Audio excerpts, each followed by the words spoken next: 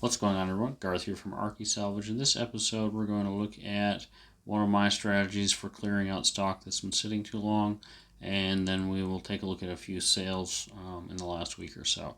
So this is something I only do maybe once a year, and that's a 50% off sale, and I only include items in it that I can still make a decent profit on at that rate. So we've got that on.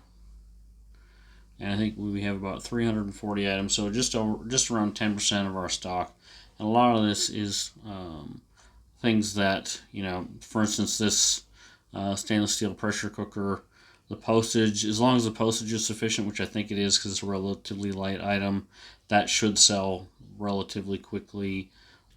What this 50% off sale does for me is two things. It clears out the things that will sell, and it also gives me an opportunity to understand those items which are not going to move quickly even at 50% off. So for instance, with this Slim Dusty, I can accept that that's just going to take forever to sell, or I can then, later on I can bulk all these out, which I've mentioned before. We're starting to look at doing that. I just haven't had the time, but I would like to go ahead and start bulking out a number of things. This cribbage board at $15. I don't know what a cribbage board is worth. It's cool. It's made of leather, but how many people are out there looking for that sort of thing? There's quite a lot in there, but it is mostly coins and banknotes, and all of these things are still profitable for me to sell at that rate. Okay, with that said, let's get into some of the recent sales. The first item, I had 3 of these lock sets. The customer offered me $40 for one, and I accepted. And I don't know why eBay doesn't show that when I look at it, but that's how it's presenting.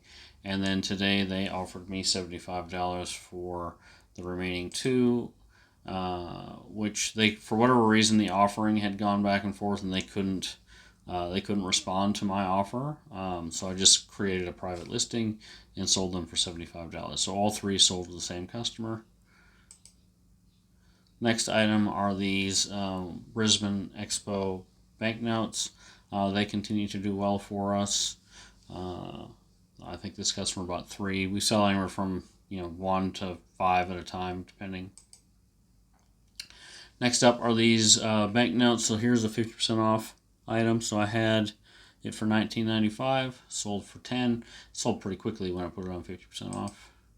This next item is a Thailand coin with Garuda, and as you can see, it's quite poor, but if you can find any of the Thailand coins with Garuda on them, especially if it's a bigger coin, this is a slightly larger coin, they will easily sell to between $5 and $10. These ones, whenever I list them, they don't last long. Doesn't seem to matter what condition they're in.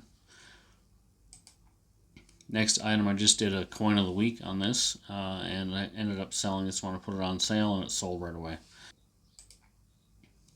This one's been sitting for a while, although the V, that's last year, so that was listed in K. So it's only been sitting about 8 months. So that's not too bad.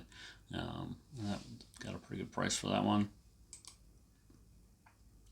This, on the other hand, I had some Vietnam notes up for a while. They're not a good seller, and I got a bunch more in one of these lots, and I just said, nah, let's auction it off. Got a bid of $20, and those will get sent out here in the next couple days. This CD I had high hopes for because all the comps at the time that I listed it put it in a $50 to $80 category. It's been up for a long time.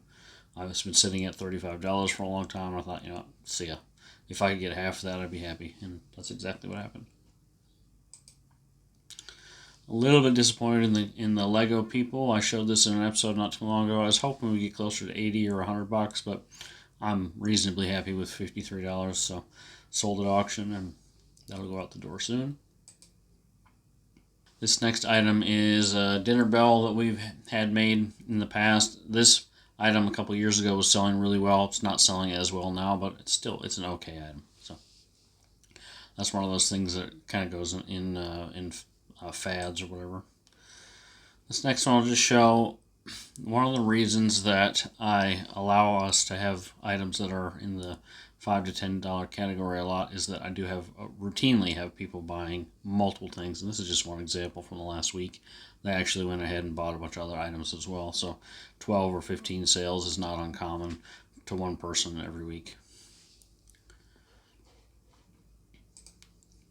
Last item believe it or not, is a op shop find. I bought a couple things at the op shop the other day. I might include them in the video. I don't get a chance to go in very often, but I paid $2 or $3 for that, and it did not take that long to sell for $25 plus shipping. Before I go, I'd just like to quickly plug the Coin of the Day and Coin of the Week series that we're experimenting with.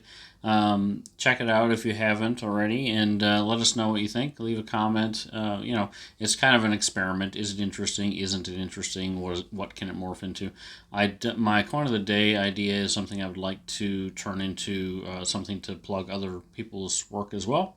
If you did enjoy today's episode, we'd appreciate a thumbs up. Possibly think about subscribing if you haven't, and I'll catch up with you next time.